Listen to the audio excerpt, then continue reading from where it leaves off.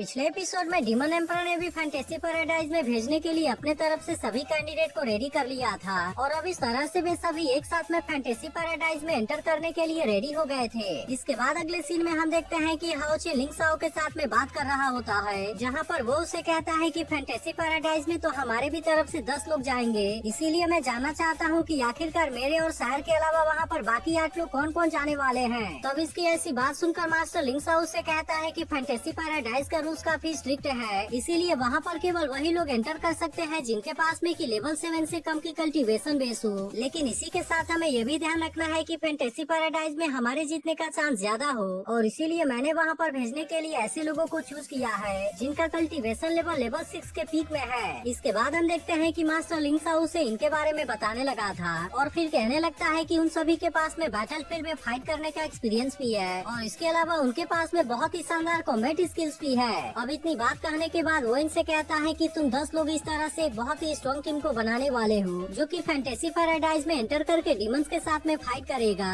इसीलिए मैं चाहता हूँ कि वे डीमंस चाहे किसी भी वजह से फैंटेसी पैराडाइज में क्यों नहीं जाना चाहते हो, लेकिन इसके बाद भी हमें किसी भी तरह से उनको उनके मकसद में कामयाब होने से रोकना होगा। इसके बाद अगले सीन में हम देखते हैं कि हाओ चिन शायर के साथ में फैंटेसी पैराडाइज वाले एरिया के पास में आ गया था, लेकिन तभी इसी वक्त यहाँ पर इसके टीम के बाकी 8 लोग भी आ जाते हैं जो कि कहने लगते हैं कि फैंटेसी पैराडाइज तो कुछ खास दिखाई नहीं दे रहा। तभी हाओ चिन और शायर को देख एक लड़का कहने लगता है कि ये दोनों तो अभी कुछ समय पहले ही लेवल 6 में एंटर हुए हैं, लेकिन इसके बाद भी इनको फैंटेसी पैराडाइज में एंटर करने के लिए क्यों भेज दिया गया। तब इस पर फेंग इनसे कहता है कि क्योंकि वे स्ट्रॉन्ग हैं। इसके बाद हम देखते हैं कि फेंग सीधे हाओ चिन से मिलने के लिए उसके पास में आ जाता है और फिर उससे कहता है कि मैंने काफी टाइम से तुम्हें नहीं देखा। तभी इनको देख एक लड़की सोचने लगती है कि आखिरकार वे दोनों है कौन और आखिर फेंग इनके बारे में कैसे जानता है। वहीं फेंग हाओ चिन से कहता है मुझे पता था कि तुम दोनों भी इसमें जरूर होगे। तभी इसी वक्त हम देखते हैं कि डूजी भी अपने कुछ आर्मी के साथ में यहाँ पर आ जाता है, जिसे देख इसमें से एक लड़का कहने लगता है कि अब तो डूजी भी इसमें पार्टिसिपेट करने के लिए आ गया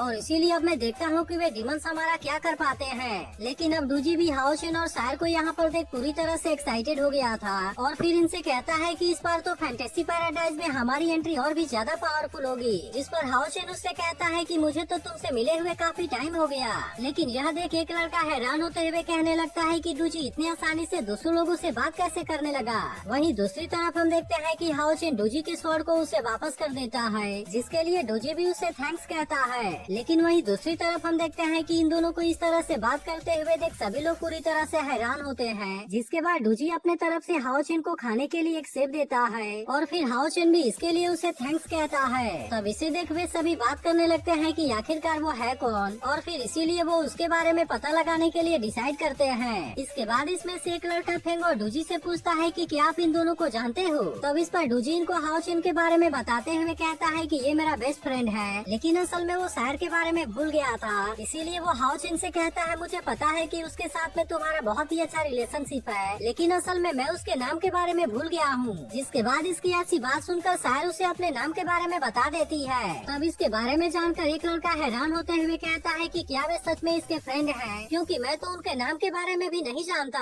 इसके बाद वो भी इनको अपने बारे में बताते हुए कहता है कि मेरा नाम चुयान यांग है। जिसके बाद हाओ चिन भी उसे अपना नाम बताते हुए कहता है कि मुझे भी तुमसे मिलकर अच्छा लगा। लेकिन अब इसके नाम के बारे में सुनते ही वे सभी पूरी तरह से हैरान हो गए थे। तब इस पर डूजी इनसे कहता है कि तुमने बिल्कुल सही सुना और हाओ चिन ही वो हीरो है जिसने की पूरे जेनान पास को बचाया है। जिसके बाद हम देखते हैं कि इसके बारे में जानकर वे सभी भी और ज्यादा एक्साइटेड हो जाते हैं और कहने लगते हैं कि हमें तो यकीन ही नहीं होता कि हम सच में हाओ चिन के साथ में बात कर रहे हैं। इसके बाद हम देखते हैं कि बाकी लोग भी हाओ चिन को अपने नाम के बारे में बताने लगे थे और फिर इसमें से एक लड़का कहने लगता है कि मैंने तो तुम्हारे बारे में जितना सोचा था तुम तो उससे भी पतले हो। तभी इनमें से एक लड़की कहने लगती है कि मुझे तो इसके नाम से ऐसा लगा था कि वह कोई कूल बंदा होगा, जबकि वह तो असल में मेरा यंगर ब्रदर है। अब इतनी बात कहने के बाद वो हाओ चिन से कहती है मुझे ऐसा लगता है कि तुम्हारे साथ वाली लड़की तुम्हारी गर्लफ्रेंड है और तुम दोनों की जोड़ी तो सच में बहुत ही क्यूट है। अब इसी तरह से हम देखते हैं कि फेई हुआंग भी उसे अपने नाम के बारे में बताता है।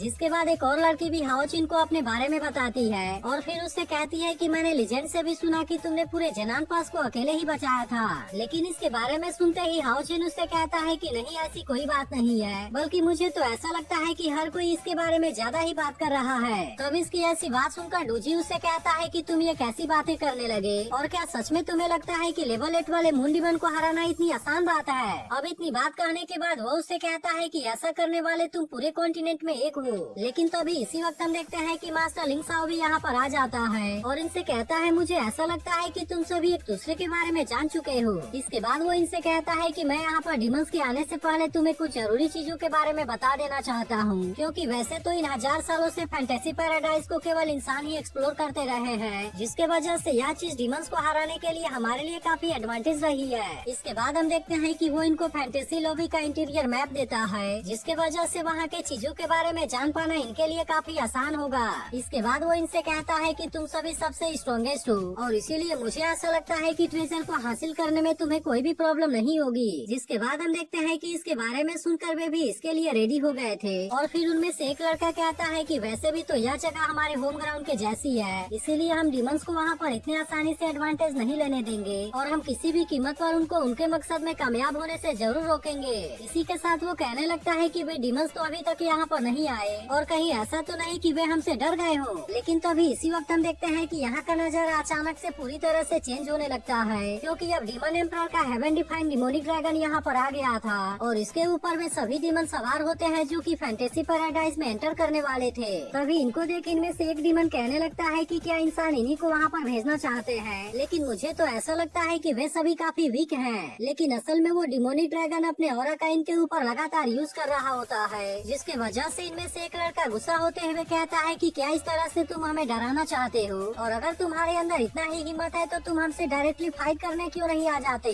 जिसके बाद हम देखते हैं कि इसके बारे में सुनकर डिमोनिक ड्रैगन अपने पावर का यूज करके इनके ऊपर अटैक कर देता है। लेकिन तो अभी यह देखते ही लिंग साओ भी उससे कहता है कि बहुत हो गया और फिर वो भी तुरंत अपने पावर का यूज करके इसके पावर को डिस्ट्रॉय कर देता है। तब इस पर वो डिमोनिक ड्रैगन भी कहता है कि यह तो मास्टर लिंग साओ है और फिर उससे कहता है कि हम तो काफी टाइम से नहीं मिले और क्या सच में तुम अभी तक जिंदा हो। तब इस पर लिंग साओ उससे कहता है कि ऐसे स्टेज में बहाना कौन बनाएगा और इसीलिए मुझे ऐसा लगता है कि तुम तो हुआंग सुओ हो, इसीलिए मैं तुम्हें बता देना चाहता हूँ कि मैं अभी इतनी आसानी से नहीं मरने वाला, क्योंकि मैंने तो अभी तुम्हारे अस्थियों को प्लांट को भी नहीं दिया है। इसके बाद हम देखते हैं कि मास्टर लिंग साओ भी इसके सामने अपने पावर का यूज करने लगता है, जिसके वजह से अब डिमोनिक ड्रैगन भी अपने इंसानी रूप में सामने आ गया था। और फिर मास्टर लिंग साओ से कहता है कि अगर तुम मेरे साथ में फाइट कर सकते हो तो फिर इस तरह से ऐसी बात करने का क्या मतलब है। तब इस पर मास्टर लिंग साओ उसका मजाक उड़ाते हुए कहता है कि मैं अभी तुम्हारे साथ में ऐसा कुछ भी नहीं करना चाहता, क्योंकि मुझे डर है कि मैं फिर से तुम्हारे पैरों को इंजर्ड कर दूंगा।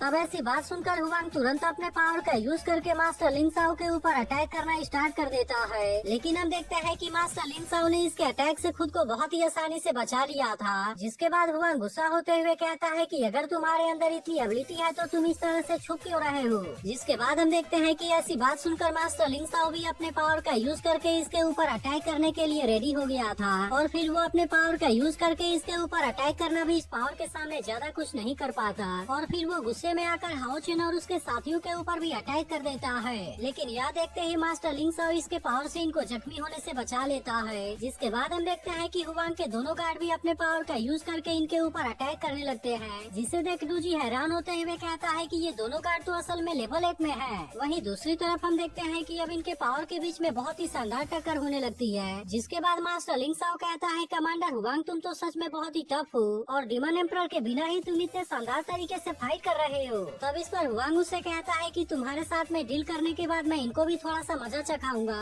और फिर उसके बाद मैं उन सभी को सेफ तरीके से फैंटेसी पैराडाइज में भेज दूंगा। लेकिन तभी इसी वक्त हम देखते हैं कि यहाँ के लेक में कोई बोट आने लगती है, जिसे देख मास्टर लिंग साओ तुरंत अपने पावर का यूज करना बंद कर देता है। तब इस पर हुआंग उससे कहने लगता है कि तुम तो अभी इतना टफ बनने की कोशिश कर रहे थे, लेकिन अब तो ऐसा लगता है कि केवल तुम्हारी जुबान ही ज्यादा चलती है। लेकिन वही अब उस बोट में एक एल्डर यहाँ पर आ गए थे, जिसे देख मास्टर लिंग साओ हुआंग से कहता है कि तुम वहीं पर खड़े रहना। तब इसकी ऐसी बात सुनकर हुआंग उससे कहता है कि आखिरकार तुम कहना क्या चाहते हो। तभी अचानक से हम देखते हैं कि वो एल्डर अपने पावर का यूज करके हुआंग के दोनों गार्ड को बहुत ही आसानी से पकड़ लेता है, जबकि हुआंग किसी तरह से उसे बचने में कामयाब हो गया था। जिसे देख हाओ चेन कहने लगता है कि इस ओल्ड मैन ने तो अपने पावर का यूज करके लेवल 8 वाले डिमन ड्रैगन को इतनी आसानी से पकड़ लिया। वहीं हुआंग मास्टर लिंग साओ के ऊपर गुस्सा होते हुए कहता है कि तुम मेरे लोगों को वापस करो। तब इस पर मास्टर लिंग साओ से कहता है कि इसमें मेरी कोई भी गलती नहीं है, क्योंकि फैंटेसी पैराडाइज जब ओपन होता है तो केवल लेवल 7 से कम वाले लोग ही लेक के पास में जा सकते हैं, और अगर तुम्हें मेरे ऊपर यकीन नहीं है तो तुम खुद इसे ट्राई करके देख लो।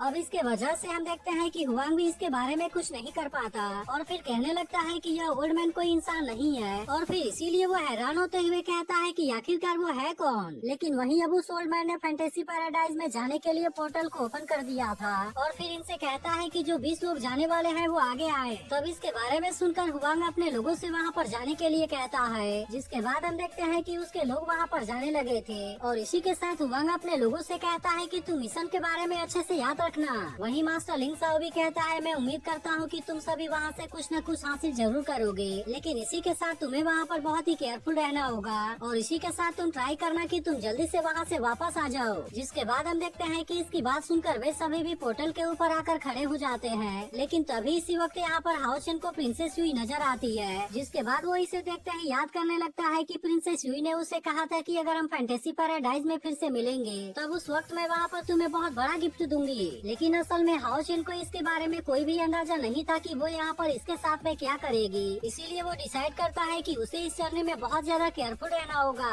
तभी वो एल्डर इनसे कहने लगता है कि फैंटेसी पैराडाइज नेचर गॉडेस के द्वारा छोड़ा गया एक टेम्पल है जो कि होली डीमन कॉन्टिनेंट के रिप्रोडक्शन की ओरिजिन है, जहाँ पर कि चारों सीजन बिल्कुल एक साथ में एग्जिस्ट करते हैं। इसके अलावा वहाँ पर दिन और रात भी एक साथ में होते हैं और इसीलिए वहाँ की सभी चीज एंडलेस है। इसके बाद वो अपने पावर का यूज करते हुए इनसे कहता है कि तुम सभी नेचर गॉडेस के रूल्स को फॉलो करना, जबकि मैं यहाँ पर तुम सभी के आने का वेट करूंगा। अब इतनी बात कहने के बाद हम देखते हैं कि उसने फैंटेसी पैराडाइज को ओपन कर दिया होता है और फिर इनसे बताता है कि तुम सभी वहाँ पर 3 दिनों तक बहुत ही आसानी से घूम पाओगे, लेकिन तुम स्पिरिचुअल फर्नेस को कल्टीवेट कर पाओगे या नहीं कर पाओगे या तो बिल्कुल पूरी तरह से तुम्हारे किस्मत के ऊपर है। इसके बाद हम देखते हैं कि वो एल्डर यहाँ पर फिर से अपने किसी पावर का यूज करने लगा था, जिसके बाद इन सभी के बॉडी के अंदर से कोई पावर लाइन बाहर आने लगती है और अब इसे देख वे सभी पूरी तरह से हैरान हो गए थे। लेकिन तभी अचानक से हम देखते हैं कि वे सभी यहाँ से टेलीपोर्ट भी हो जाते हैं। जिसके बाद वो एल्डर कहता है कि यह फैंटेसी पैराडाइज के रूल की लाइन है जो डिटेक्ट कर रहा है कि यहाँ पर एंटर करने वाला लेवल 7 से नीचे है या नहीं है, और इसीलिए तुम जैसे ही टेस्ट को पास करोगे तुम्हें फैंटेसी पैराडाइज के किसी जगह पर ट्रांसपोर्ट कर दिया जाएगा।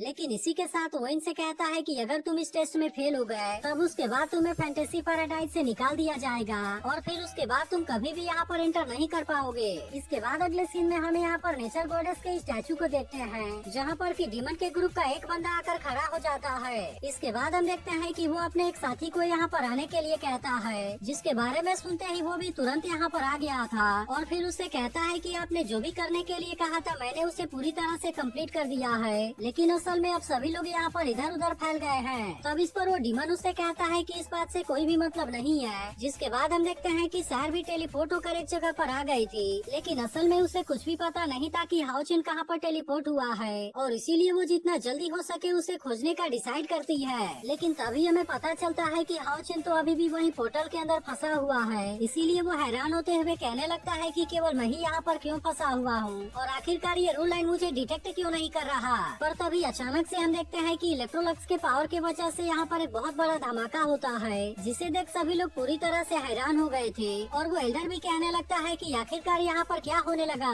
तभी उसे पता चलता है कि ट्रांसमिशन चैनल तो किसी हायर लेवल के लॉ के वजह से डिस्ट्रॉय हो गया है और फिर इसीलिए वो तुरंत अपने पावर का यूज करके इसके बारे में चेक करने का डिसाइड करता है। लेकिन तभी उसे पता चलता है कि हाओ चेन के पास में तो नेचर गॉडेस के जैसा ही कोई सिमिलर एग्जिस्टेंस है और फिर इसीलिए वो कहने लगता है कि इसी वजह से रूल लाइन ने उसे डिटेक्ट नहीं किया। लेकिन तभी इसी वक्त हम देखते हैं कि उस एल्डर को यहाँ पर नेचर गॉडेस की पावर दिखाई देती है, जिसे देखते ही वो हैरान होते हुए कहने लगता है कि कहीं आपने इसी के लिए तो हमें वेट नहीं कराया। इसके बाद हम देखते हैं कि वो एल्डर भी एक बीस्ट के रूप में ट्रांसफॉर्म होकर वहाँ पर चला जाता है। वहीं दूसरी तरफ हम देखते हैं कि हाओ चेन भी टेलीपोर्ट होकर फैंटेसी पैराडाइज के अंदर आ गया था, लेकिन तभी अचानक से उसके बॉडी के अंदर कोई गोल्डन पावर आने लगती है, जिसे देख वो हैरान होते हुए कहता है कि यह क्या होने लगा। तो अगर एक्सप्लेनेशन अच्छी लगी हो तो वीडियो को लाइक और इस पर एक कमेंट जरूर कर